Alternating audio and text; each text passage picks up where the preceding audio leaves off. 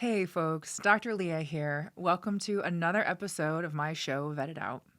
Thank you so much for following along and getting your learn on about everything animal.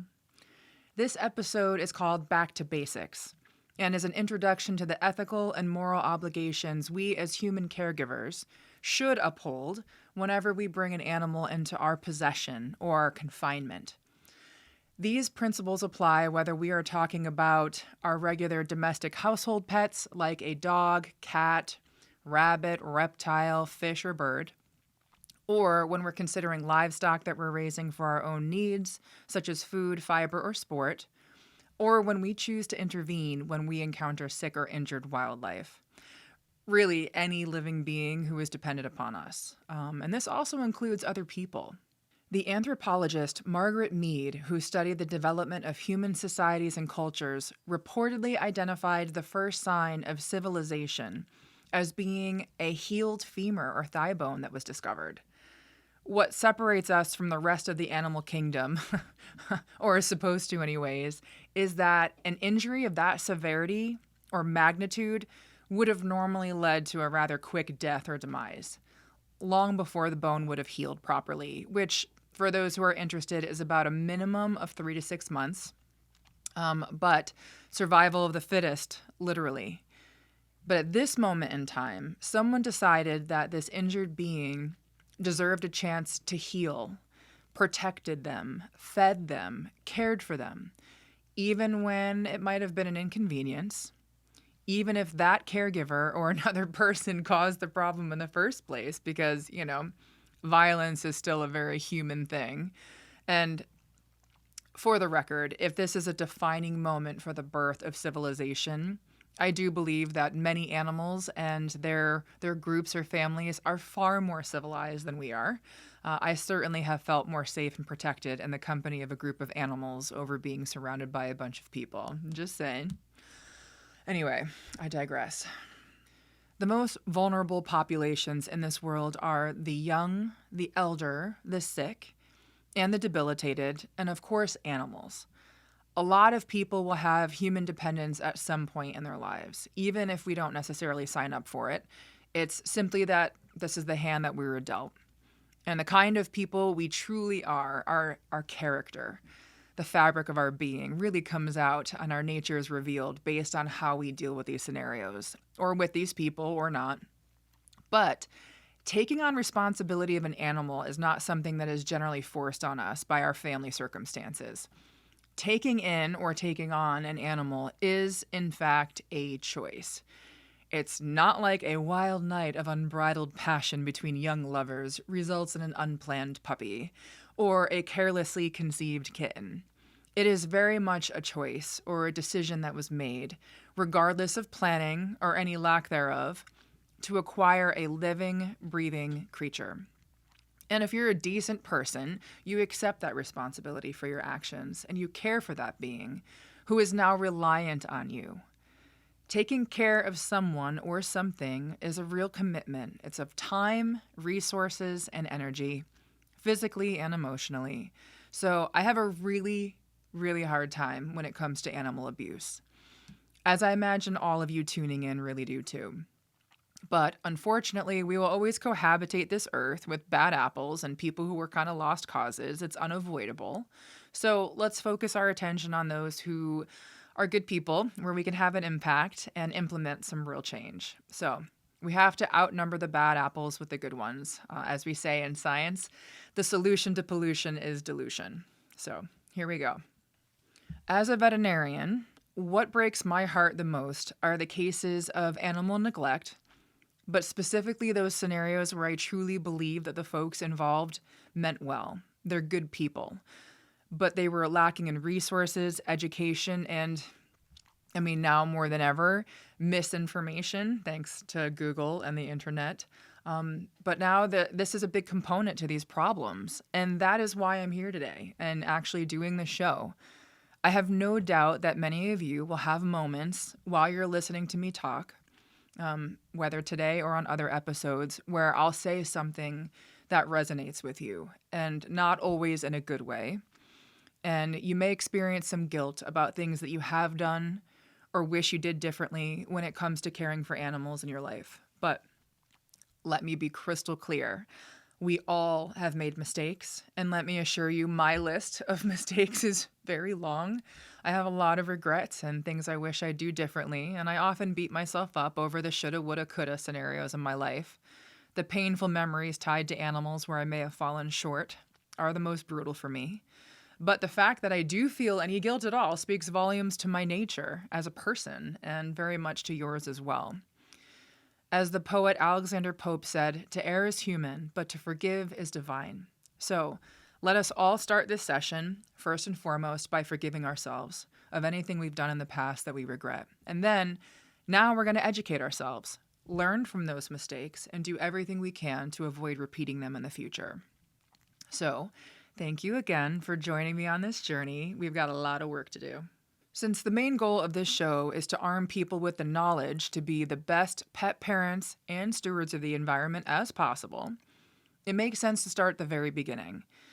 And while some may think this discussion in particular is pretty common sense, entry-level sort of stuff, let me just say, you'd be surprised. And I'm a huge nerd who went to school for a very long time, constantly focusing on biology and nature and all the animals, and what seems to be pretty common sense knowledge to me may not be for someone else, even with their good intentions. So the goal here is I want to eliminate even this opportunity for people to say, I didn't know. I had no idea. I wish someone told me. So now let's take care of the no part. Here we go. So throughout this obscene amount of higher animal-focused education that I've obtained over the years, I found that the 5 freedoms of animal welfare are probably one of the best, most comprehensive overviews of our basic responsibilities when it comes to caring for animals. Just a couple of definitions I think are important for all of us to know would be animal welfare as well as animal husbandry. So, the World Organization for Animal Health defines animal welfare as the physical and mental state of an animal in relation to the conditions in which it lives or dies. So basically, we're talking about maximizing physical and emotional well-being throughout the duration of an animal's life, start to finish, birth to death. Animal husbandry, on the other hand, is a science of breeding and caring for farm animals. It's considered a branch of agriculture. And, agriculture is a business. And as we all know, greed and money talks. And therefore, the healthier an animal is, the more efficient and profitable it is for the farmer. So it literally pays to take good care of our animals, whether livestock or domestic. So the 5 freedoms of animal welfare were developed around 1965 by Britain's Farm Animal Welfare Council. And although primarily this was in response to issues in the farm animal and livestock industries, these basic principles can and should be applied to all living creatures, including humans. The 5 freedoms has undergone a little bit of a modification and is now considered to be more accurate in calling it the 5 provisions of animal welfare, replacing the words freedom from with as free as possible from. And this is a very important change and distinction because, as we all should know, living life, it's impossible to entirely avoid negative experiences. It's just kind of par for the course. It's not possible. So a great example is when we have to go to the doctor ourselves or have a needle poke to get blood drawn, or there's an unfortunate accident or injury despite our best care and intentions. Stuff happens. But it can't always be kittens and rainbows, and unfortunately, bad stuff might need to happen even for the greater good. So hang in there. The first freedom is the freedom from hunger and thirst, having ready access to fresh water and a diet that is appropriate to maintain health and vigor. It sounds pretty basic, right? But mammals tend to have a body composition of 50 to 70% water. We're all a little bit different. And we are constantly losing it via basic life functions. And we need fuel, food, just like a car, in order to run. Offering clean bowls made out of an appropriate material and refreshed regularly. You're going to love this. The 3rd most contaminated location in most households is around the pet dishes. Kind of gross, I know. So some of you may have seen my video about dirty water bowls or livestock tanks and whether you drink out of it in an extreme circumstance. When not properly maintained, it can be a source of bacteria, toxic algae, and parasites, especially if we have animals that are gathering around the same places. And if these sources have a bad odor, a foul taste, it can worsen or even create new health problems. Some examples are a cat with kidney disease. They need all the encouragement and access to fresh water as possible. And decreased consumption can not only speed up the progression of kidney disease, but it also can be the cause in the first place. Chronic, prolonged dehydration can start kidney disease. So, very important. Another consideration is, can this animal actually get to that water source? Is it accessible regarding height, taking into account any physical limitations this animal might have? Are there guarding behaviors with other companions? I mean, some animals are real jerks, just like people, and they bully or display dominance by protecting food and water sources from other herd or pack mates. I know, it's pretty rude, but we have to watch for it, especially in scenarios where we have multiple pets and only a single site for access to food and water, or especially if it's located in a corner, in a house or in a barn. The other question to consider, can it be tipped over? Can they spill it? Is there a backup if that were to happen? Will this water source potentially freeze up in cold and bad weather? Can it be contaminated? Tanks located under runoff spouts or trees can have bird droppings, debris, leaves, things that may be toxic or affect the taste of the water. Back in my mixed animal days, I treated a horse at a pretty rough and tumble farm for colic. Colic being an upset stomach, a horse was in distress. This case was an impaction colic, which is a blockage in the intestinal tract of food, which can be caused or made worse by decreased water consumption. I went and checked the water source, and there was a dead mouse, clearly wasn't new, literally decaying in that horse's water tank. Yeah, yikes. Sources should be ideally checked at least twice daily. And nutrition is always an exciting and rather frustrating topic. This is where I cannot stress this enough. Everyone should be following up with veterinary-supported nutritional guidelines. Whether you buy commercial prepared diets, prefer fresh prepared, or your home cooking or your organic, it's a prescription diet, whatever. Just please, please, please, please get a quick thumbs up on whatever you're feeding your animals from a veterinary professional. These fad diets, kind of like when we all decided gluten was bad for us, whether we have true celiac disease or not, we decided, therefore, our pets must be grain-free as well. And there were some unintended consequences that were pretty bad. The long-term research wasn't there to back up this big dietary change in the industry. Everybody was jumping on the bandwagon, and we seem to have caused a pretty significant heart problem, cardiac disease with these grain-free diets. Ultimately, it was linked to a potential taurine deficiency. We must also be careful about over-supplementing or under-supplementing with diets, specifically with vitamins, minerals, treats, and nutraceuticals. Nutraceuticals are things like fish oil, joint supplements, and CBD. And there is no government regulation of those, so really you should be checking with your vet before adding them to a diet. The second freedom is the freedom from discomfort by providing an appropriate environment, including shelter and a comfortable resting area. Getting an animal out of the elements, or at least offering them the option, is important. Now, the type of animal and breed considerations can really affect this, and they're pretty important. I know folks who had animal control officers called on their floofy northern breed Malamute because it was outside in a snowstorm and everybody was freaking out.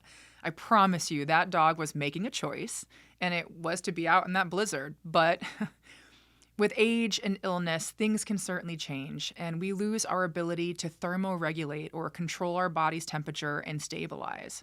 So a dog that once upon a time used to love being outside all day in snowstorms may now be at risk of hypothermia if they're sick or older. And the opposite is true. Animals can overheat easier than they used to as they get older or sicker. And sometimes we need to give them a blanket, like my sweet donkey Bug, who just so happens to never grow a thick woolly winter coat. So Mom had to buy him a rain jacket as well as a winter coat. And yeah, his name is Bug, and he is a total diva. Providing clean, dry, comfortable bedding to rest and sleep is also very important. Similar to that example that I gave about keeping your pet's water and food dishes clean enough that you would be enticed to drink out of them in an extreme circumstance, you should be able to curl up and sleep comfortably where your animals do. I had an equine or horse client who she had enough money and 3 horses, but she refused to offer any bedding to her animals, even in the winter, claiming it was too expensive. They had stalls, a roof over their heads, but their floor was just black rubber mats on dirt or concrete. There was nothing else on them. And the floors were so cold that when the horses would go to the bathroom, the urine and the feces were freezing to those mats. It was completely inadequate and not okay. The type of bedding matters too. Feral cat housing is a really great example of this. The recommendation is to bed them down with clean, dry straw to insulate the housing. It seems kind of counterintuitive, but towels and blankets, they will actually draw in moisture and humidity from the air, and then they can freeze, along with the kitties that are trying to sleep in them. So as animals get older, incontinence and accidents can happen as well. So it's super important to make sure that you're washing, replacing, waterproofing, and increasing the amount of bedding for your animals. Bed sores, bacteria, mold, parasites that can be transmitted via bedding, these are all very important considerations. Protect these animals from the elements, keep them comfortable, keep it clean, so that you could live there if needed. And that is how you know it's adequate. The third freedom, the one most near and dear to my heart, is the freedom from pain, injury, or disease. And this is accomplished by prevention or rapid diagnosis and treatment. And this is where us veterinary folk are needed most. And this is when you should be relying on us the most. Our training, our knowledge, our expertise should all be considered as the primary resource above all else. And you should have a relationship with a veterinarian if you're a responsible pet parent, period. Preferably established before you even have or acquire this animal, because there's a veterinary shortage. It's a real problem. Now, the best medicine, in my opinion, takes place before a problem ever even occurs. What makes me a decent doctor in my day is my ability to foresee a potential problem or a hazard and minimize that risk or eliminate it entirely before it even happens. One of the most frustrating fights I have ever had was about a wood pile stacked on the inside of a fenced-in yard for dogs. I have seen far too many dogs get hit by cars because that wood pile became a stairway, basically for these dogs to get out of their safe and protected space. Why would anyone not move it after hearing those horror stories about traumatic accidents? Prevent it before it happens. This is the same reason why we use vaccines, why we use anti-parasitics or dewormers, why we use protective gear on our animals in sport, and why we try to reduce environmental hazards. You see a sharp nail sticking out in your barn, then maybe a human or an animal could get caught on it. So remove it. Get rid of the potential problem. A cord hanging from window coverings or blinds that could potentially strangle someone. A human baby, if not an animal, tie it up. If it's weighing the risks and benefits for every decision we make, then always try to reduce risk. Work with the people who were trained to help, even in times of good health. Wellness visits matter. And when you do see an animal who is sick or injured, it is your responsibility to do something about it. When you can identify that there is something wrong with your animals, basically any deviation from their normal behavior is considered significant. They're creatures of habit. One of my favorite quotes that my hospice clients hear me say all the time is that doing nothing is wrong. And let me tell you a little secret. If you want to get in your good graces with your veterinarian, be one of our most valued VIP clients. We love a heads up. I mean, it's that simple. We love when you call the first day you spot a concern, Make an appointment for the next day, if not later that day, just in case things become urgent. We love cancellations and postponements far more than emergency situations. And if we're talking about a medical emergency, some examples would be a broken leg, hit by car, gaping wound, was in a bad fight. We have a pregnant animal that's in labor, but you're not seeing any babies come out. An animal who will not stop vomiting. Time is of the essence in these situations. Delaying contact with a medical professional can not only have a negative impact on the outcome of the case or for the animal, but often it gets more costly to help. And like I mentioned before, money talks. So if you're complaining about the high cost of veterinary care, as everything's expensive right now, and you want to wait until your pet is on death's doorstep to reach out and get them into a hospital, it's going to take a lot more money to save them and to pull you out of that incident. Another one of my favorite sayings is when people reach out to me and they express concern for their pet, and then they ask, "What should I do?" Or worse, "Is it okay to wait?" Like they're looking to have me give them permission to hold off. Even though I don't know them, I haven't seen their animal, which, by the way, is generally considered malpractice to advise on a patient you've never physically seen. FYI, you're literally asking a vet to break the law and be a crap doctor. I say this: if this were a human under your care, child, elder, disabled person, what would you do? Would you be on Facebook asking a group of strangers with no medical training or advice what to do? Or would you be presenting them to urgent care or the ER as soon as possible? And more importantly, consider the fact there might be legal consequences if you do delay taking action. And remember that animal cruelty and neglect are punishable offenses, just like in human med. So it's something to think about, right? The next time you find yourself wanting to ask other people for medical advice about something that's going on with your animals, make sure one of those first calls or messages that you send is to a veterinarian. Doing nothing, if you think your pet is sick or in distress, is wrong. The fourth freedom is the freedom to express normal behavior. And this is accomplished by providing sufficient space to run and play, proper facilities, and the company of other animals, sometimes of their own kind, sometimes not. Companionship between different species is pretty adorable. It's like one of my favorite things. So just a friend. And in addition to these friends, being able to do or display these normal behaviors or things that these animals were evolved to do, it's so important. You know, we call this environmental enrichment. It's entertainment, something to pass the time. Horses are meant to graze. Pigs got to root around in the dirt with their noses and protect their skin with mud. Cats have to scratch and stretch on scratch posts and trees. Birds have to preen and roost. And they need adequate space, equipment, housing, and toys to do all this. There's some pretty awesome toys out there, by the way, for environmental enrichment. I recommend you look into it. And they need this chance to display their innate or natural behaviors. Do you know what happens when a living creature is denied this freedom to express or perform their natural behaviors or have companionship? It's literally psychological stress. Emotional damage. We've all heard stories about humans, especially young children, when they are confined or imprisoned, about the mental health consequences associated with being denied these freedoms of self.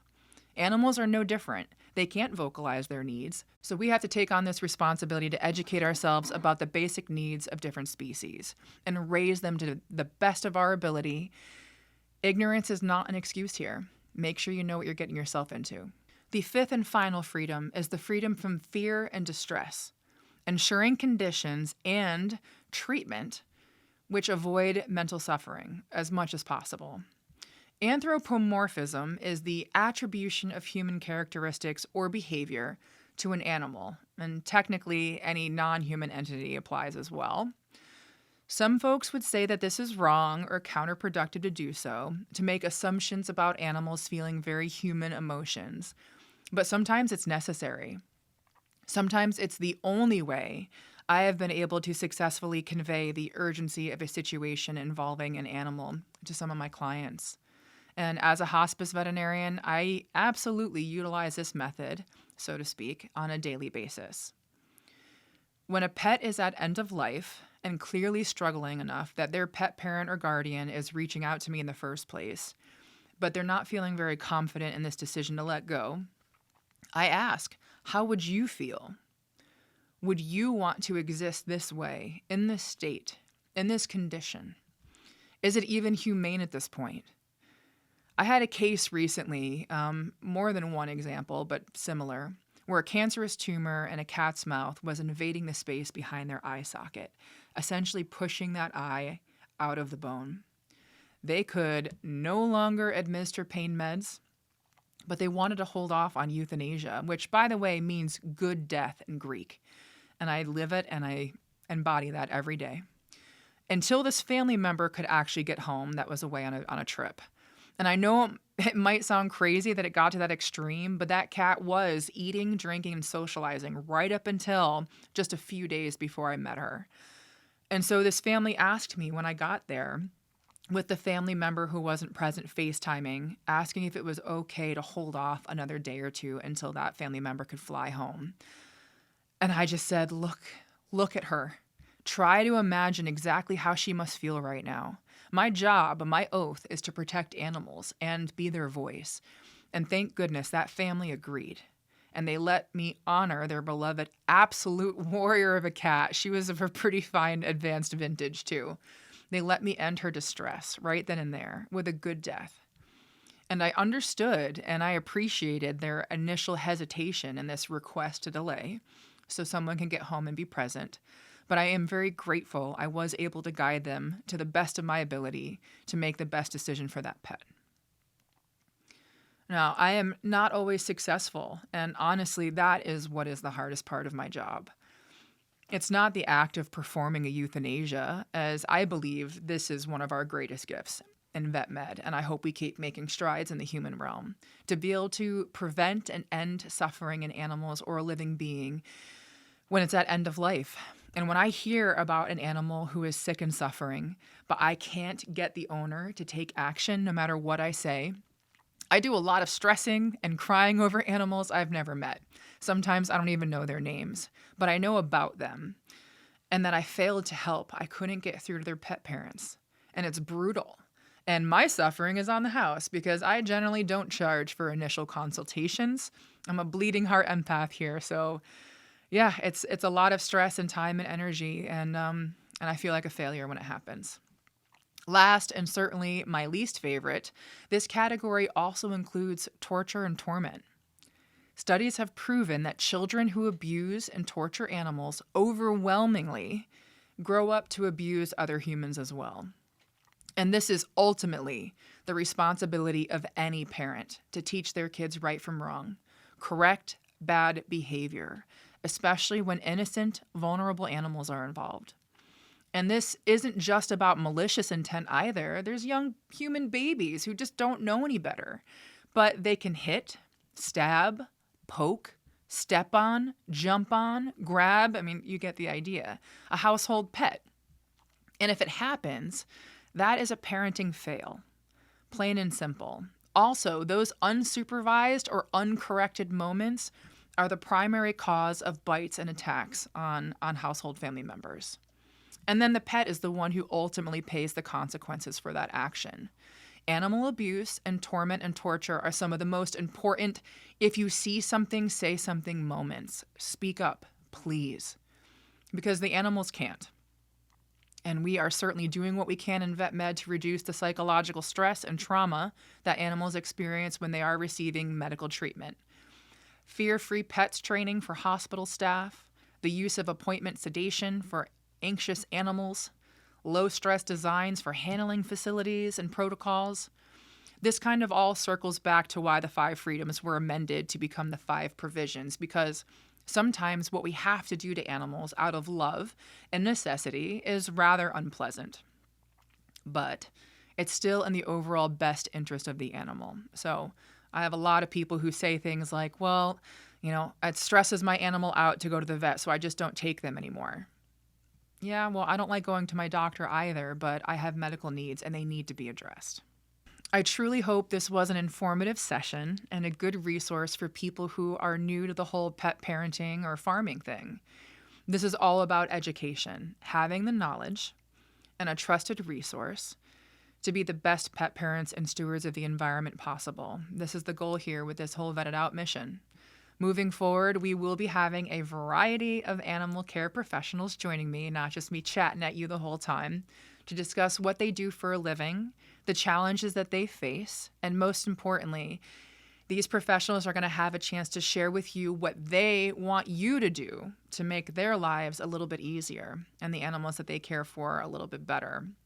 So, anyone of my vintage may remember the cartoon show G.I. Joe and how they'd always have some sort of challenging scenario that they were navigating at the end of the episode, followed by a take-home message, and they would state, knowing is half the battle.